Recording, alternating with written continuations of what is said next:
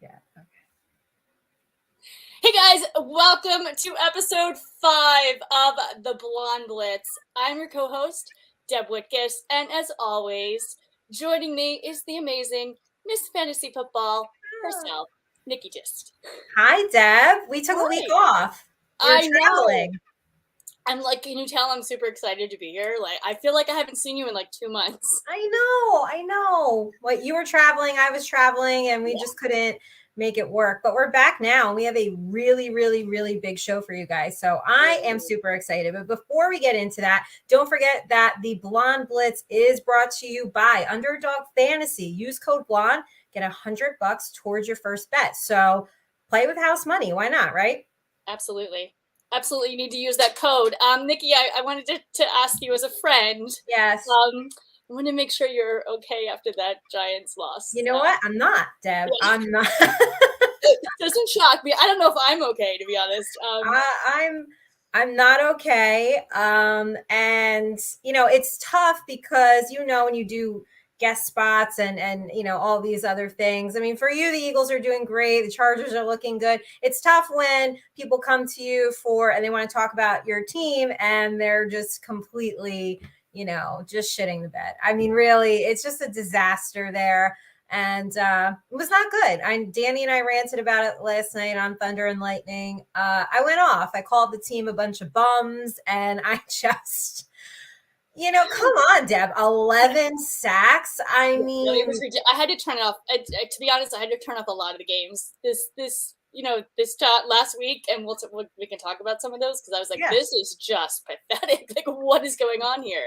Pathetic. Absolutely pathetic. I mean, just like heartbreaking. Because you know what? Like, I know we have our professional reporting that we do, but at the end of the day, like, we are also both fans, and you wait all year for it. I actually think it makes it worse covering camps in the spring, covering training camp, because you're seeing the progression and you're getting excited.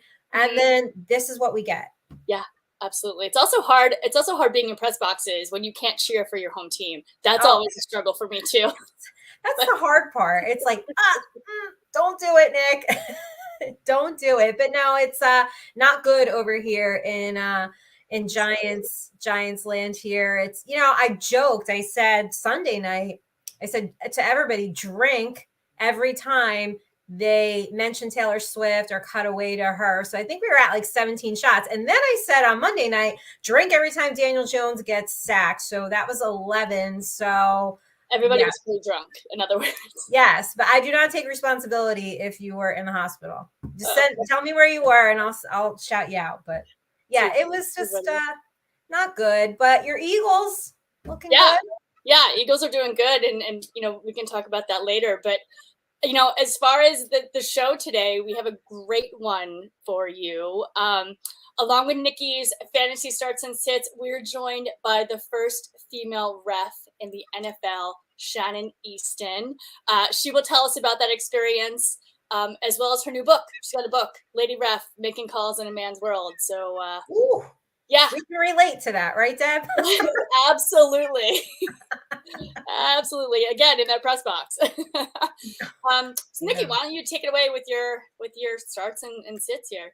All right. Starts and sits, guys. All right. For week 5, right? We're in week 5? Yep. Wow. God. It's flying. This football season is flying already. It really, really is. All right. So how about I like Anthony Richardson this week? So he scored 33.6 points against the Rams. Yep. And really what he did is really show his massive upside that he has as a runner. He's getting a very pass-friendly team in the Titans this week. They've allowed either over 300 yards or 2 TDs to quarterbacks in 3 of their 4 games. So this is a favorable matchup for Anthony Richardson, and he's out of concussion protocol. So looks like a go there. Can I just add real quick? Yeah. We have him on our fantasy team. Oh, right. Yes. I drafted him. So that's my one thing. I was like, yes. I'm getting this fantasy thing, not quite as good as you yet, but I will get there eventually. Right. We learn from each other. That's what we do. You guys see those 2 Emmys back there? Hello. Yeah. I also like tight end Sam Laporta. So he's becoming a very nice reliable target for Jared Goff. He's actually tight end too. I don't think a lot of people realize that. Other than Zach Ertz, he's the only tight end who's seeing that large of a share, for targets. So that's a really good matchup. Carolina has been good against tight ends, but they've yet to go up against a team that can utilize a tight end like the Lions can. So don't shy away from that. I like Sam Laporta. And I also like Breece Hall. Listen, I know you might only get 10 to 12 touches, but the Broncos are giving up a ton of big runs. So I like Breece Hall here too. I think he's going to be good for a couple big runs. And we know he can deliver on speed and execution. Sits for me. I actually hate that I have to say this for a couple of them, actually all of them. Ramondre Stevenson, just the Patriots offense is just not there. You're not going to get the production out of him. And it really pains me to say that, because he does get used in the passing game, but his upside is capped. So he's a sit for me this week. Kyle Pitts, man, I hate that I have to keep saying this. On with it. And I wanted to talk about this later, but let's talk about it now. Yeah, let's do it. Let's talk about it now. What is going on there? He's just not performing. Like, is it time for a trade? What's going on? So the Falcons are like holding back their pass catchers, right? And this is the thing, like Ritter he is not that quarterback to just like distribute it to everybody. And it kills me because I am a fan of Kyle Pitts. I think he's really good. But he is not on the right team.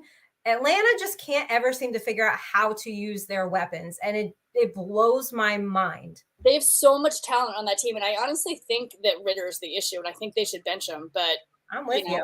They're saying that, Arthur Smith's saying he's not, but we'll see what happens there. Also, Bijan Robinson is killing it, and his talent is just being wasted on the Falcons right now. I know. Like, you just go to the Falcons to waste your talent. I mean, okay, you don't want to bench Ritter, but you might have to. I don't know.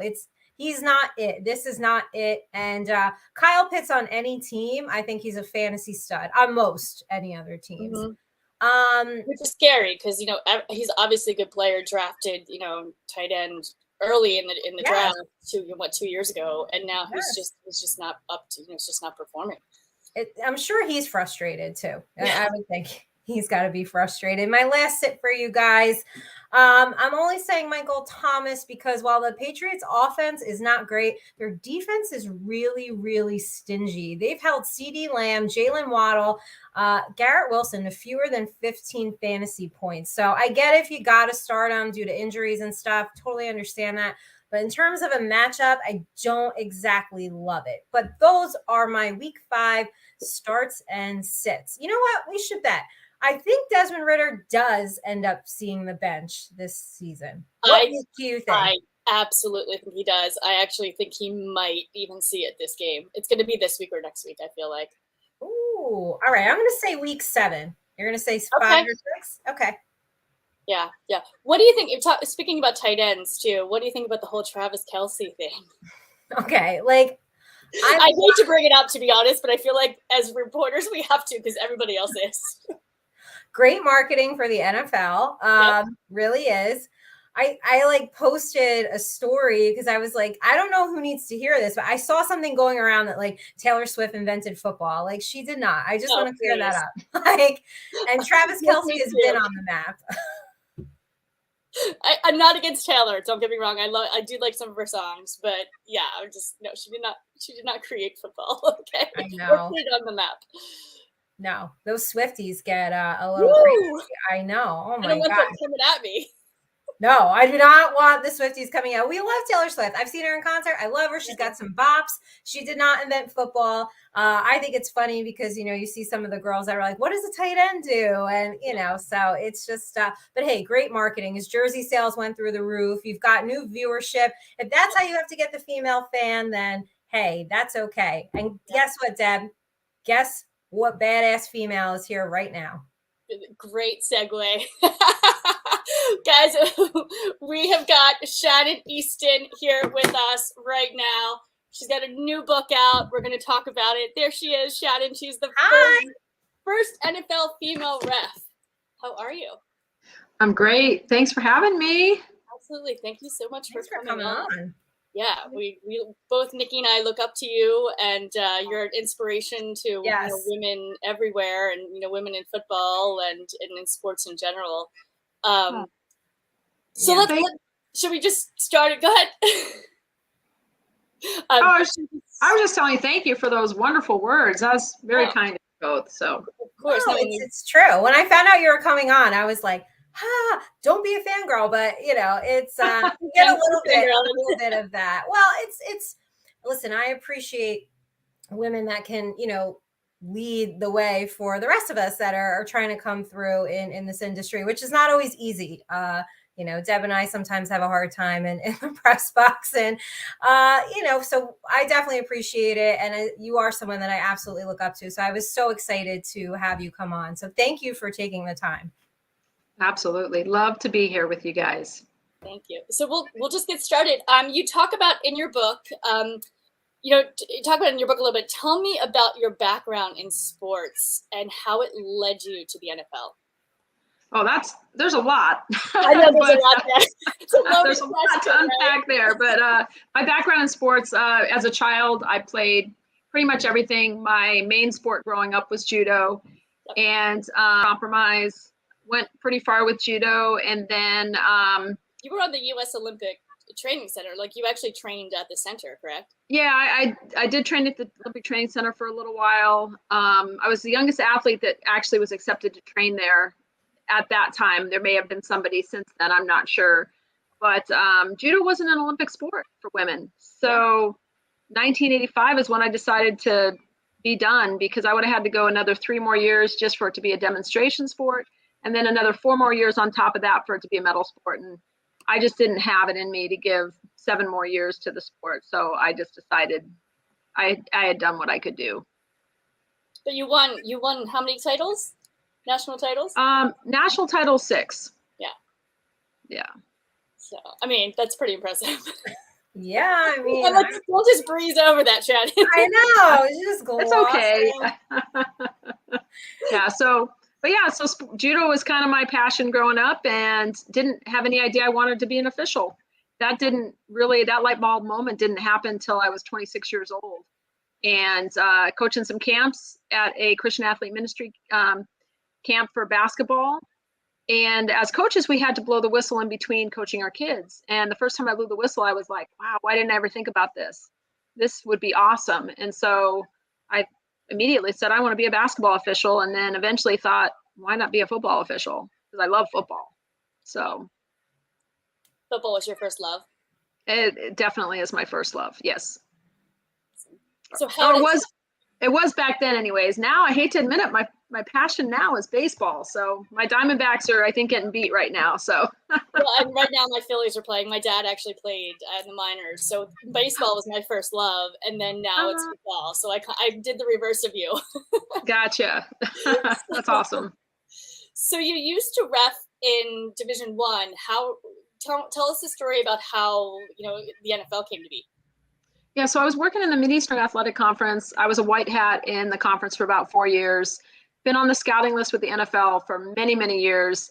And in 2012, when the officials were locked out, one of the scouts sent me an email, said, would I be interested in working? And to be honest with you, I was about ready to be like, you know what? I don't know if it's going to happen for me. I think I've gone as far as I can go. I've been banging my head on that glass ceiling for so many years. So I was pretty close to trying to decide if I wanted to continue. So when I got that email, I'm like, perfect timing. I just need to get in, show what I can do, maybe hopefully give me a path back to the NFL once they see that I could work, and then hopefully open the doors for other women as well. Did you realize, so that game, you touched on the 2012 lockout, so Green Bay San Diego game, did you realize in that moment how big that moment really was, or did you have to reflect on that? I'm sure I did, because of the media attention I was getting. My phone was blowing up. My emails were just going crazy. The media was reaching out just continuously. And so it's hard not to realize the magnitude of the moment. But once I stepped on the field, it was like all that was behind me. And I just was focused on what I was there to do. And I finally could take a breath and officiate the game. And that was the best part of it. You made history. Yeah. It's wild. That's great. That's a huge moment. I'm sure, once that game was over, you probably had that moment of, oh my gosh, once you go home and breathe and take it all in and digest. Well, the best part was when towards the end of the game, I think it was either halftime or the end of the game, I can't remember, when one of the representatives from the NFL came and asked if they could take my hat and whistle to the Pro Football Hall of Fame. It hits home pretty hard because, that's an honor of a lifetime. Never would have dreamed that in a million years. Wow. How do you feel watching the games now? There's now 3 female referees for this season. And then during 21-22, there were 2. How do you feel watching, knowing that you paved the way for those ladies to be there now? That's an interesting question. I wish them nothing but success. I hope every one of them is just super successful. It's funny because a lot of people say, why is there only 3 women in the NFL? And I'm like, perspective. There's 3 women in the NFL. Back in 2012, I was banging my head trying to get in, and there was none. So I think it's great. I, pray nothing but great things for all 3 of those women, and hope that there is, I know there's going to be more opportunity as more women are identified that they feel are capable and qualified to do the job. You will see more than 3 women in the NFL in the future. We hope so. Yeah, right. Certainly. I've thought about it. I'm like, that would be so cool to be a ref. Cool, right? I like power positions. Never too late to start. It depends what city you're in. I don't know. There might be some cities I don't want to ref in. Shannon, did you ever have that experience? Was there a particular city that maybe was a little more rough than other ones or fan bases? Not real. Well, I wouldn't say city necessarily. There was one particular school in the Mid-Eastern Athletic Conference, which you can read about in the book, it was never pleasant to go and have to deal with that particular coach. So, that would be more of a bummer than the city itself. So. Got it. Okay. I was thinking fan base because, Eagles fans are a little harsh. Eagles, Raiders, come on, there's a lot of them. Right? I know. So, but they're not focused on us. I mean, for the most part. I mean, I know they like to boo the refs and all that, but they're there rooting on their team, and we're there for most of those people. We're entertainment to them. I mean, I hate to say it that way, but it's such big business. The coaches, the players, they're focused on doing the job that they're there to do, and hopefully we are not noticed. And if we're not noticed, we're doing our job. Yeah, I think it's what about when you get a call wrong? Mm-hmm. It stinks. It stinks, right? Yeah, I mean, because none of us are human. As you can see, 7 officials and instant replay, and they're still not 100%. Right. So just think about the naked eye trying to make, all those calls. Fortunately, we have a lot of keys we're looking at. We're not looking at all 22 players at one time. We have keys we're looking at the snap. There's philosophies to the things we call. And hopefully with great training, we're getting a high percentage of those calls correct. That's, what you hope out of an official. They're not going to get every one of them right. How about when a coach calls you out? I know in your book, you talked about, Pete Carroll, the Seahawks. You looked up to him, kind of called him a legend, and how he singled you out in a game for a call that he thought was wrong. Can you tell me about that moment, and how did you know that you were right on that call? Yeah, it's interesting because Pete is the type of coach that, first of all, he's just a phenomenal coach, just a player's coach. You can't help but love the guy. I'm so sorry. You're fine. Sorry, guys. I have a dog.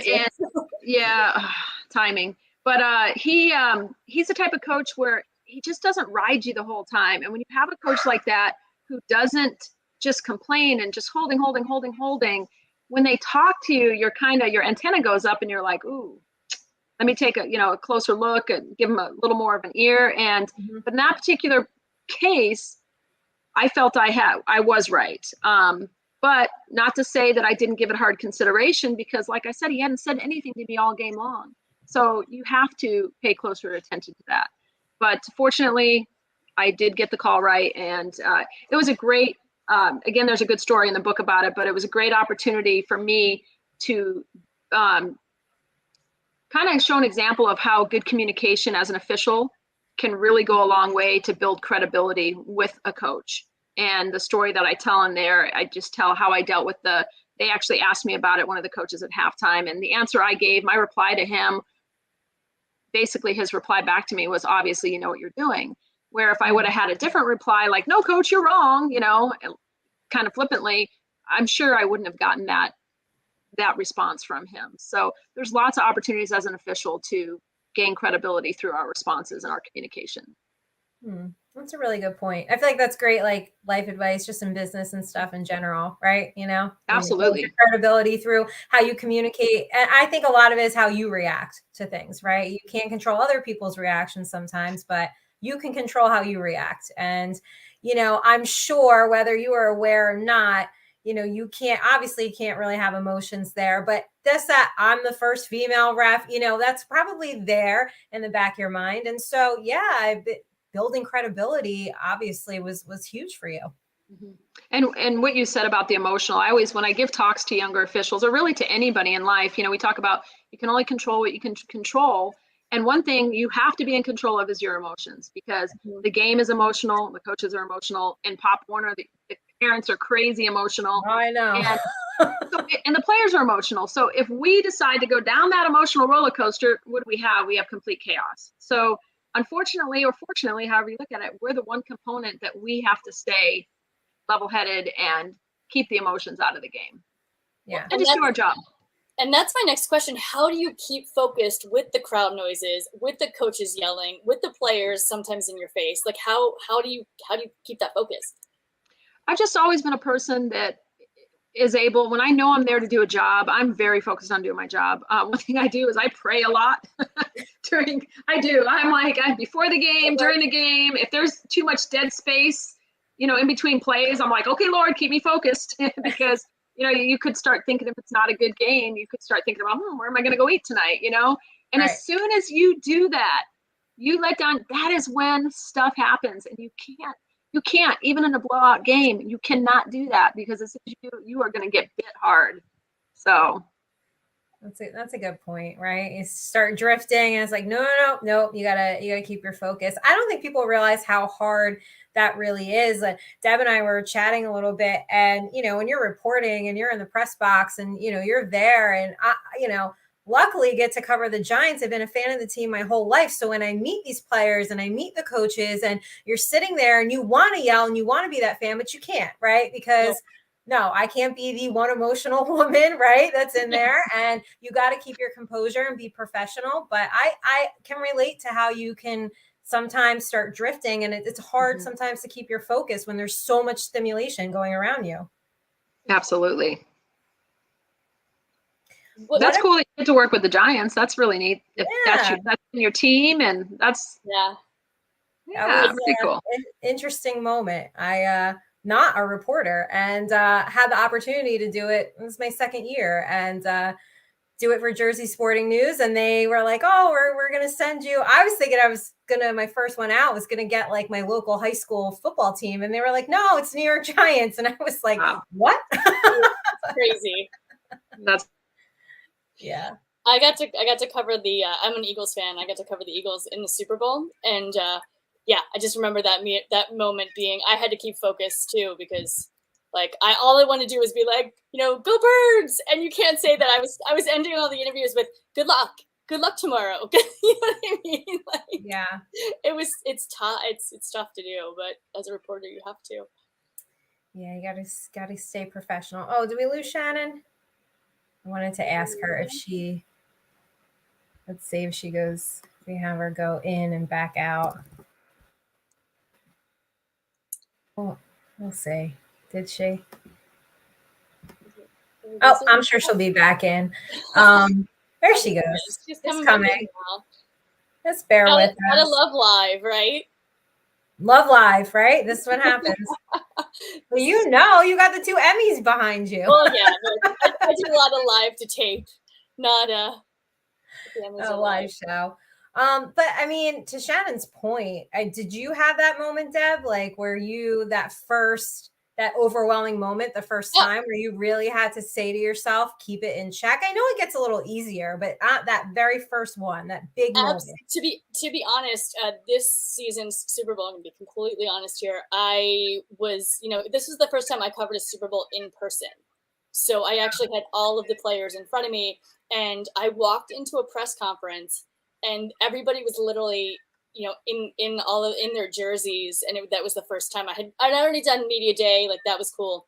But this was the first table set up of all the players in their jerseys. And I walked in and I looked at my friend and I literally took a breath and I went, I need a second.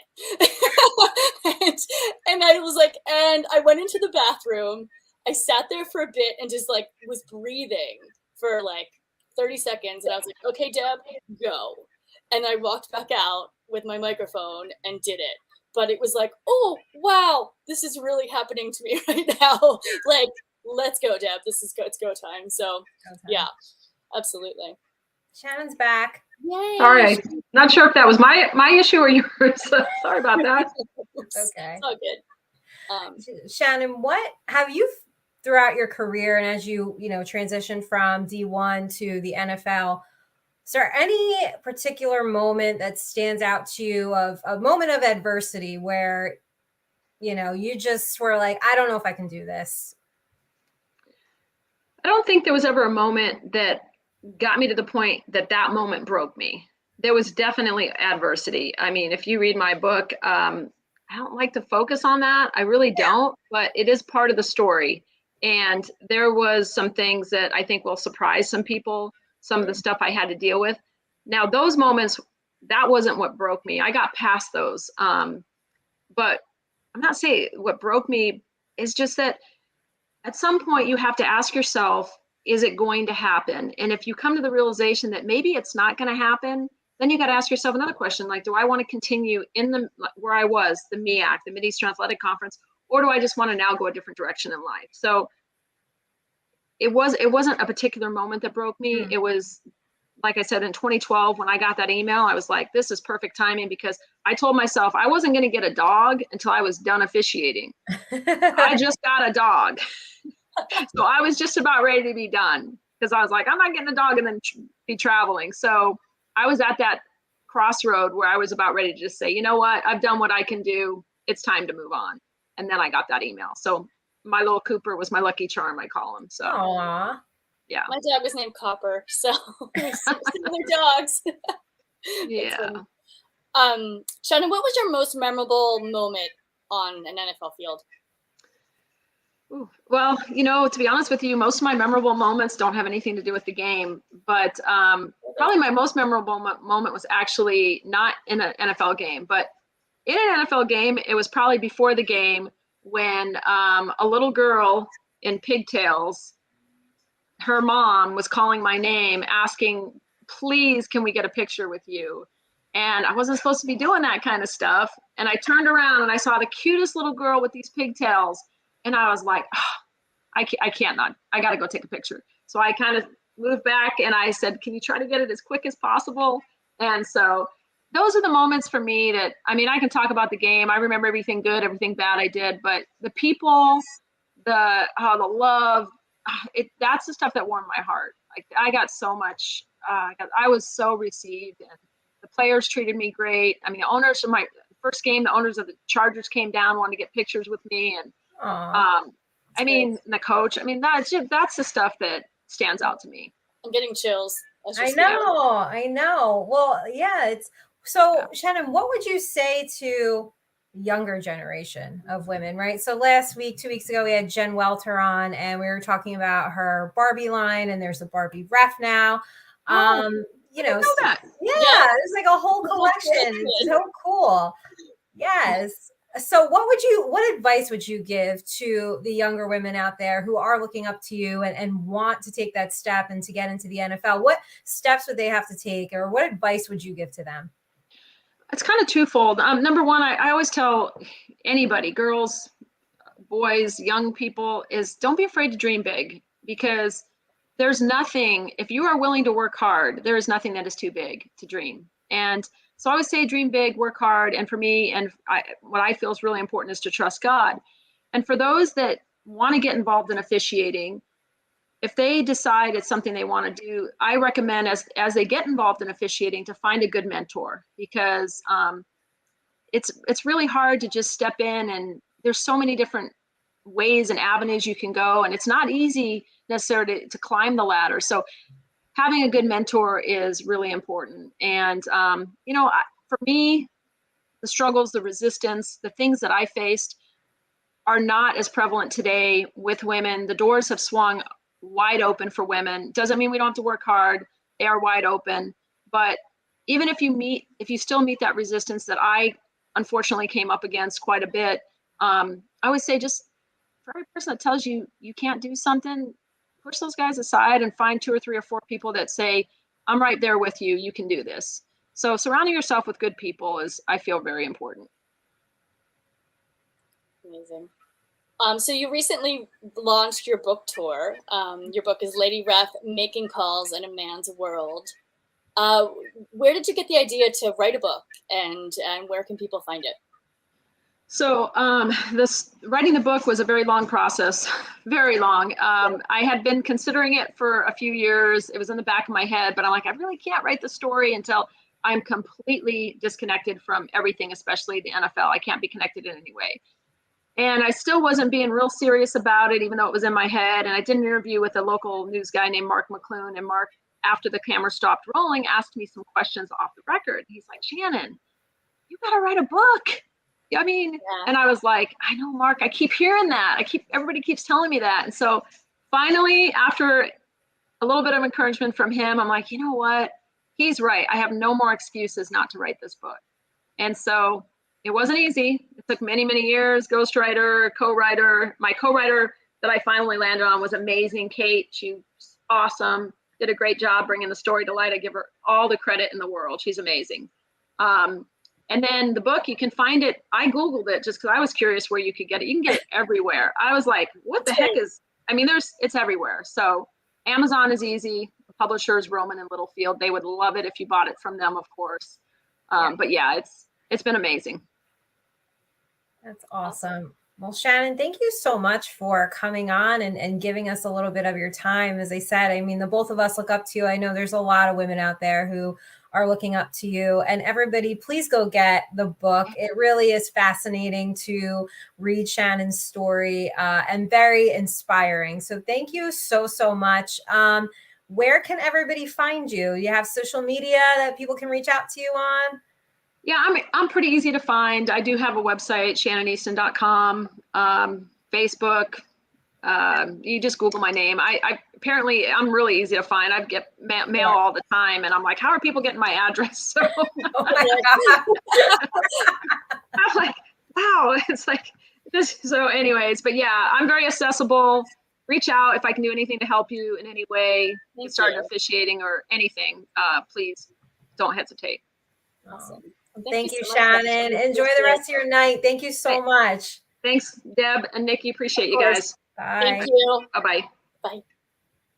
Man, do we get some badass women on here? I'm floored. I am absolutely floored. We are so lucky and blessed, and to have these people, these women who are just an inspiration to us. Yeah.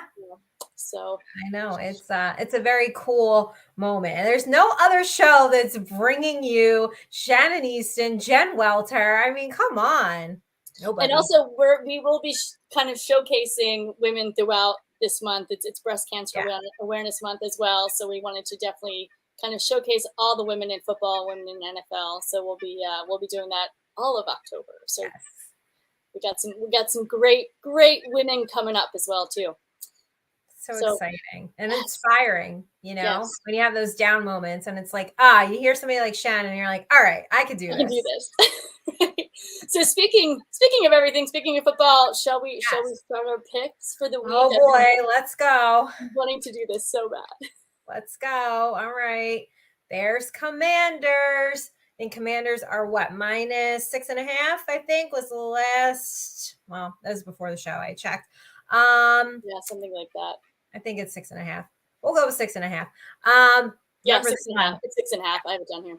Yeah. Okay.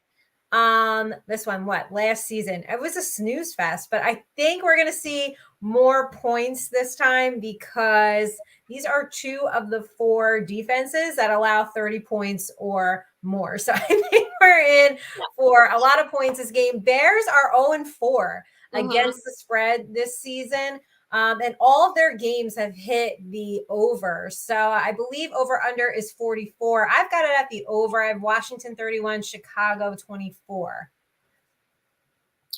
Well, yeah, I mean, and I had texted Dan earlier, our producer. I was like, I'm going to go off about this game because I know. Yeah, I'm waiting for it. Go ahead. I was first. And I'm like, I'm so upset about like what is up with the Bears. What is up with Justin Fields? You know, I'm a fan of Justin Fields. I know. Ohio State. You know, last season he was in talks about possible MVP, like back in November. It was early, but he set some records. They got DJ Moore, who also I'm a huge fan of. One of my favorite wide receivers in the league. And now this, like that heartbreaking loss, 31-28 to the Broncos. I had to turn. That was one of the games I had to turn off. I couldn't watch it. I mean, they're Chicago. They blew a 21-point lead for their 14th consecutive loss dating to last season. Yeah. And I mean, Justin Fields, he passed for a career high of 335 yards and 4 touchdowns, and they still lost the game. Like, what? I don't like that loss. I feel like is on the coaches, and I think you know, I think the head coach has to go. I'm just firing coaches. I know. Gosh. I want everybody's getting fired on this show. To go. Where's go? You're not making it past Deb on the Blonde Blitz. Yeah, nope, she doesn't like you. She's firing you, and you're done. I'm sitting all the coaches. Yeah. So I mean, I honestly think Chicago's going to lose. I think the Commanders are on fire right now. Yeah. You and I called it our first. I think we both said they were going to be sneaky good. Yeah. Here we are. Here we are. Yeah. I mean, Hal's looking good. I think Riviera and Biemi have finally got it together. I don't think they're turning back.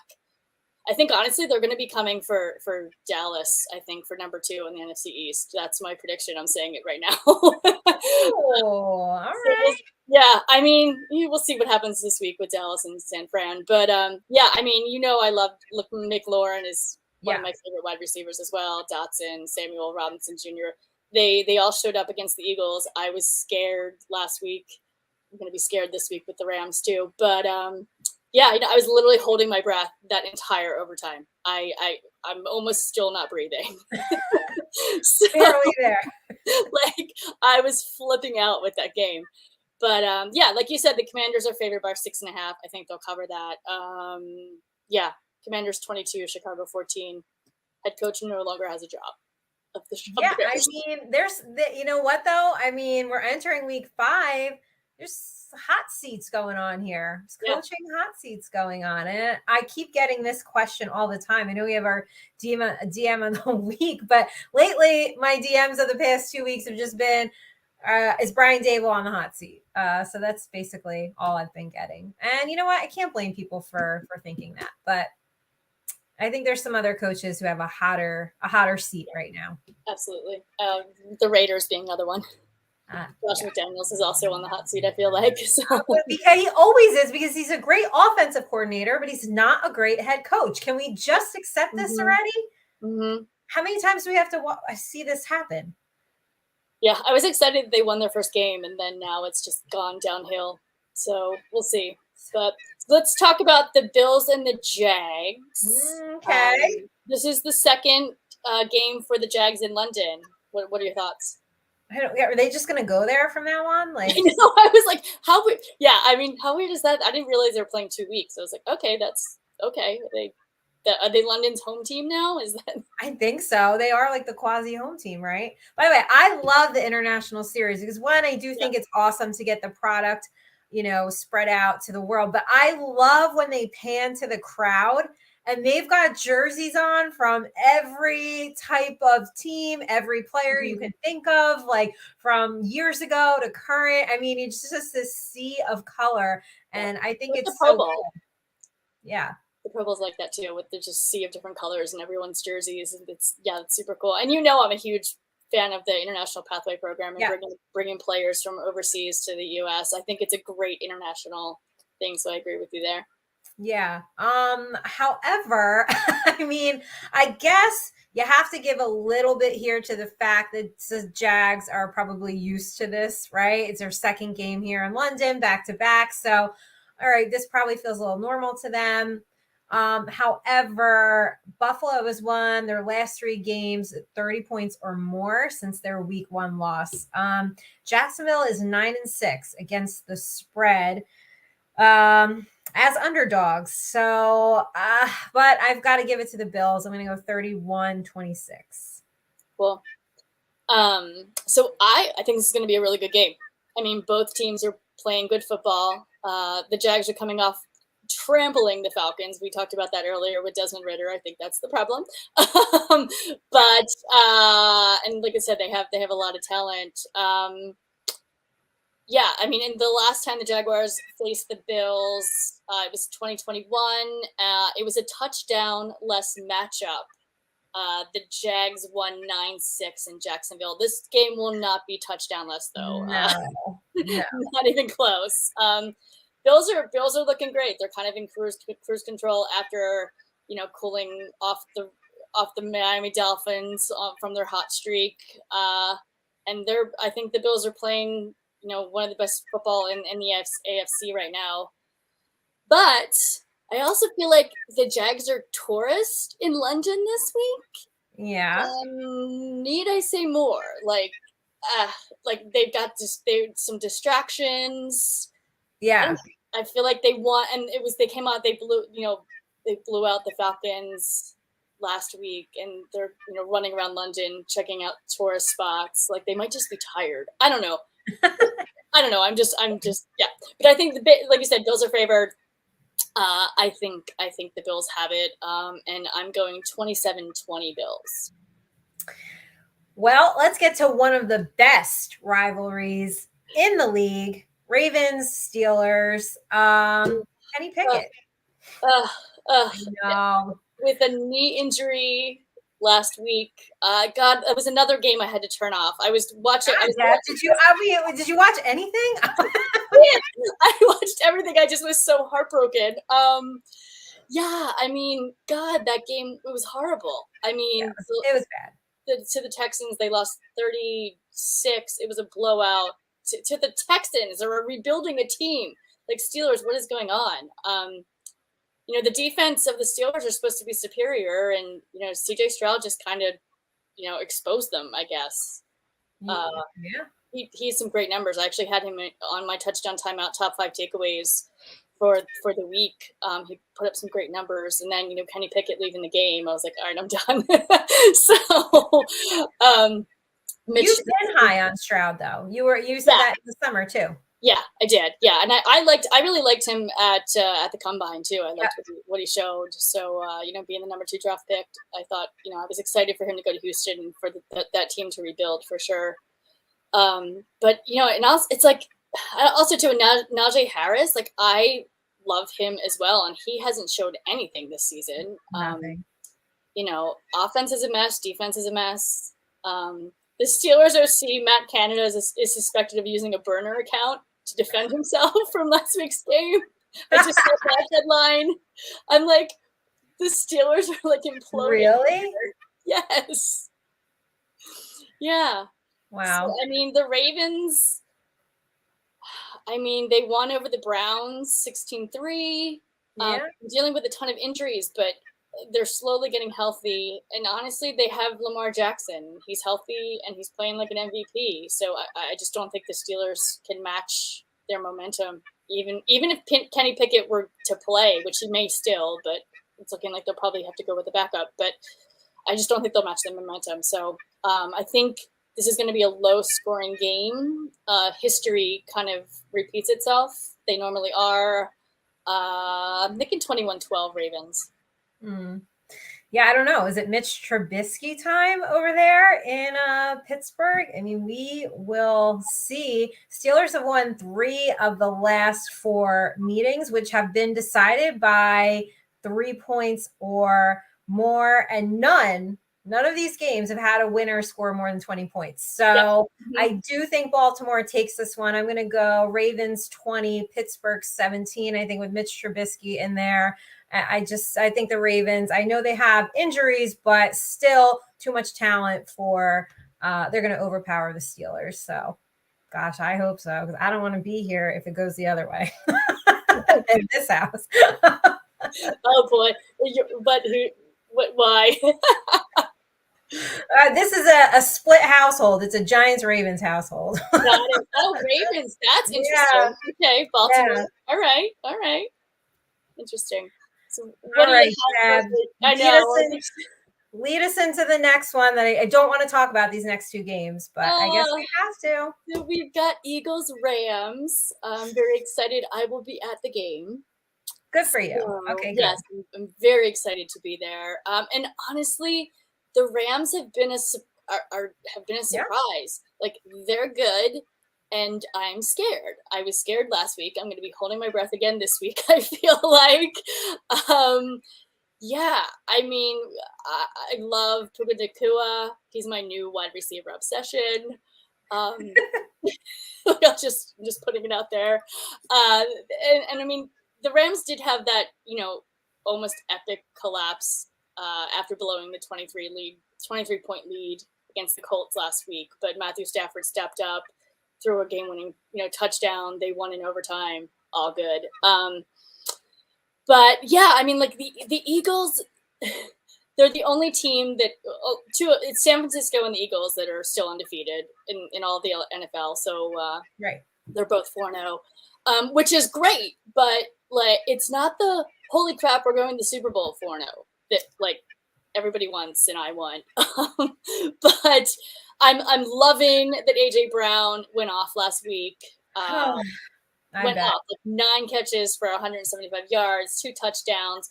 He went off. All right, Deb. All right. Randomly drug tested. I was like, okay.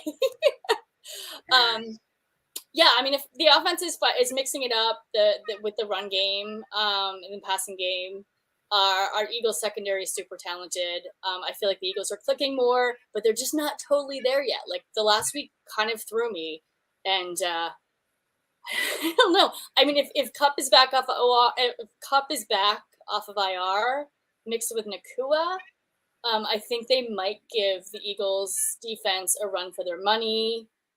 What else? I'm excited to see Aaron Donald versus the Philly O-line. I think the Eagles are a more talented team here, but I have this feeling, and I had this feeling with the last Super Bowl, Rams may take it.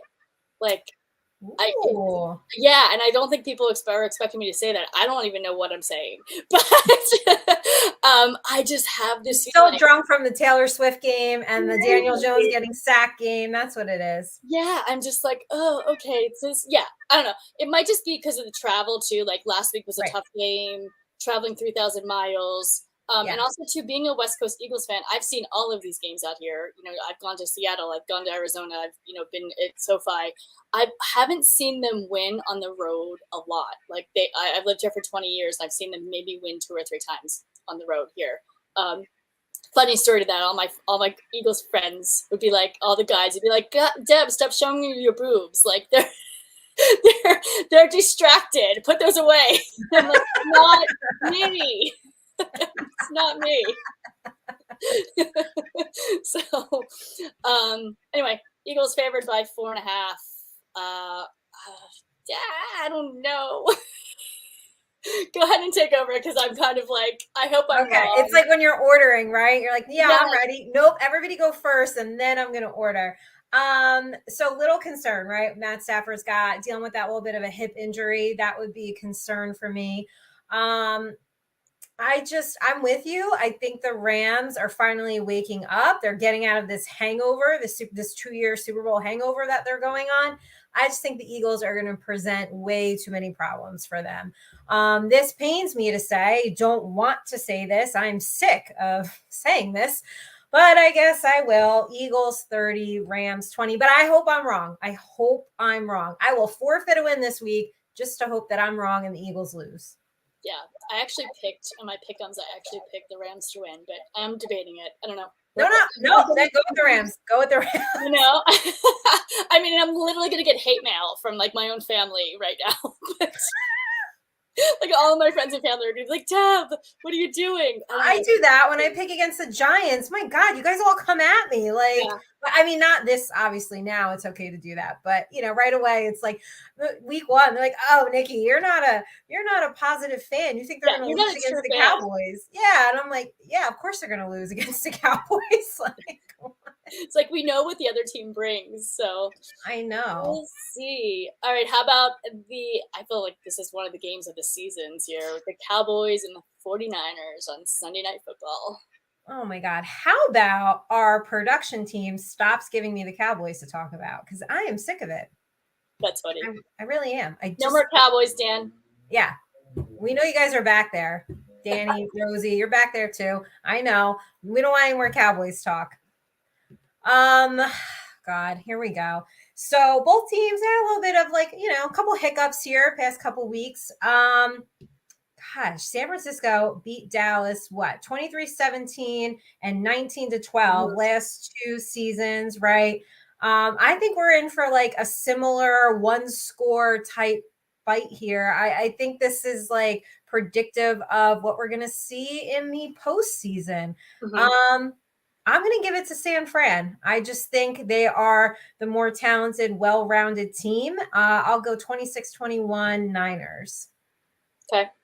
And yeah, I mean, I think the Cowboys are looking good for the most part. There was a confusing loss to Arizona, which I was like, what is going on here? But they righted that ship with, beating the Patriots. They gave, it was a 35-point blowout. It was the biggest loss of Bill Belichick's career. Micah Parsons is not human. Dak is consistent. But let's face it, they're playing San Francisco, and I'm honestly not sure that any team right now can beat San Francisco. They've won 15 straight regular season games. They're the only other 4-0 team right now besides the Eagles. CMC also not human. I know. Absolutely love him. He's been an absolute terror for defenses this season. Currently in 2023 MVP talks as a running back. Like who wins that as a running back?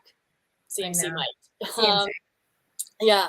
So yeah, I mean he's on fire. And that's only one player. I mean I could go through this entire offense and defense. So yeah, I think the 49ers are a 3.5-point favor. I agree with that. I think San Fran takes this. They'll be 5-0. I think it's going to be 30-25 San Fran. All right. Well, I will look forward to these 5 games since I cannot look forward to the Giants-Miami game because I'm thinking they're at least putting up 40 on us. I have no hope. What do you think needs to change in the Giants? What do you think needs to change? Well, everything. No, I did say this. It was something I've gotten asked a lot just from covering in the spring, covering and being at, mini camp and training camp. And the offensive line was always a concern for me, particularly the lack of depth on the offensive line was really concerning and saw that in training camp. And I was hoping that it wasn't going to come to fruition, but unfortunately, it has. I mean, listen, I'm just in that camp. If you don't have an offensive line, you can't do anything. And no, Daniel Jones, not playing great ball. I get it. He's not seeing the field. He's also got no time back there, 11 sacks. Our wide receivers aren't getting open.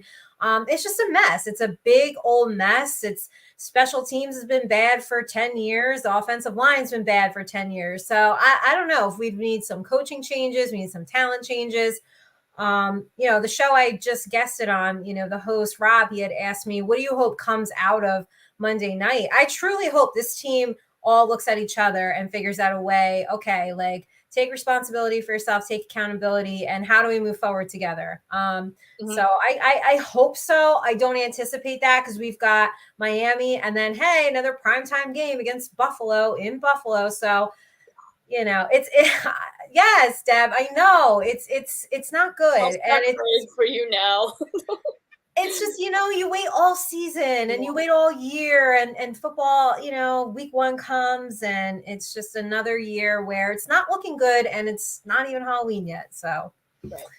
Yeah. Well, we'll see if they turn it around. Hopefully they do, but we'll see. We'll see. Deb, do you have any WTF DMs of the week? No, I was just about to ask you that question. I feel like you get them more than I do. I'm always jealous about. Well, no, you don't want to be jealous about it. It mostly is all about Brian Dable, Daniel Jones, which is fine. But I did get one that somebody wants to pay me to wear outfits they send me and take pictures. This is like weird. Like, I mean, I guess it depends on what the outfit is. And again, how much are they paying and what do you need to do in the outfit? Right. No, wow. Like, Anyway, is that the journalist in me? Yes, because we need these. What are these requirements? Like, we need to see like what is going on here. But yeah, this particular person, this is like the 4th request. I mean, I just like haven't, answered. Here's the thing: if we're not answering you, why do you keep trying? I know. That's the one thing that bugs me too. Like, I don't answer you. Like, yeah, if I like you, I will answer you. No. Yeah, if you're asking me about Brian Dable, no problem, but it's lately though, actually it's been all Giants stuff. So back to the clothing. Like, you might get a whole wardrobe out of this. Like, let's discuss this. Yeah. Like, should I have a requirement? Like, only Tom Ford? I'll only wear Tom Ford. Right? Like Gucci, Tom Ford. I mean, we could just bring in all of the designer names now and then. And sure, I'll take pictures if I get to keep all that clothing. Keep them all, right? Too. Yeah. I mean, that's a good point. Pay for them or pay taxes. I don't know. Pay tax on them. I don't know. No, I'm not paying for anything. Like, when they send them, like, where do they send them to? Do they, like, you don't, obviously not your house. Like, you're not going to tell some stranger your house address. No. Like, PL box. Like, how does that all work? This all fascinates me. I don't know. Just we'll say yes and just send it to a random. Maybe we'll just get like designer shoes and clothes out of it. Yeah, I mean, that doesn't sound like a bad idea. Like, I like this perfume, and I'll just hold the bottle. Take a picture. And then what are they using the pictures for? Like, that's another thing. Well, I think I can figure that part out. As I said that, I was like, oh, Deb, that was a dumb question. I just went dumb blonde there. Okay. On that note, we thank you guys so much for joining us for the week 5 episode of the Blonde Blitz. Please make sure you head over to the Fantasy Sports Corporation, subscribe to the YouTube channel so that you know when we are live and get it every week. What time are you guys on? 8 o'clock Eastern time, 5 o'clock Pacific time. Make sure you hit the like button if you enjoyed this show. Even if you didn't, still hit the like button. And we appreciate you guys. We will be back next Wednesday with some more surprise guests for you guys. Thank you so much. We'll see you next week. Go Giants. Go Birds.